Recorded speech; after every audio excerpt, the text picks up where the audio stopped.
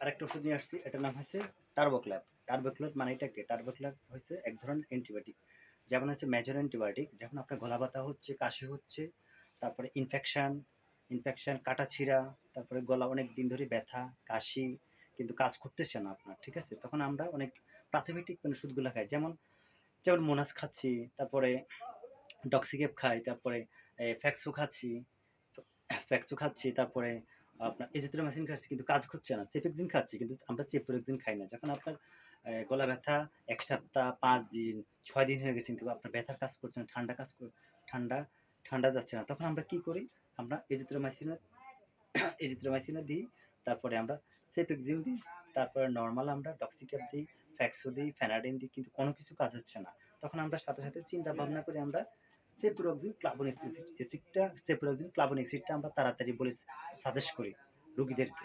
তখন আমরা বলি সেপ্রোক্সিন আপনি একটানা ৭ দিন খাবেন, সকালে একটা রাত্রে একটা, এভাবে ৭ দিন খাবেন। আপনার গলা ব্যথা দূর করবে, কাশিও দূর করবে।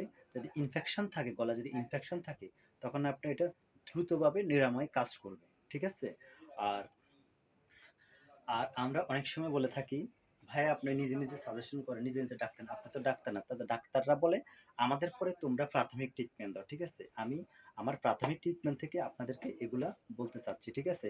যারা হঠাৎ করে আমি বিপদে পড়ছি, ফার্মেসি বন্ধ, কোনো ফার্মেসিগুলা বন্ধ, সরি, হাসপাতাল বন্ধ, তখন আমি কি করবো? ইমার্জেন্সি আমার গলা ব্যথা, পেন হচ্ছে, কাশি হচ্ছে, কিন্তু আমার কমতেছে না। তখন আমি চিন্তা করি, যখন ফার্মেসিতে আমরা যাই রুগীগুলা, ঠিক আছে?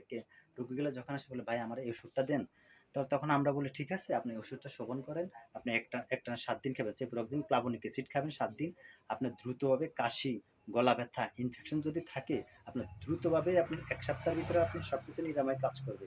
আর এই ওষুধটা সবচেয়ে ভালো, এটার নাম হচ্ছে অ্যামোক্সিসিলিন। বাট এটার এবং অ্যামোক্সিসিলিন এটা বাচ্চাদের ক্ষেত্রে ভালো।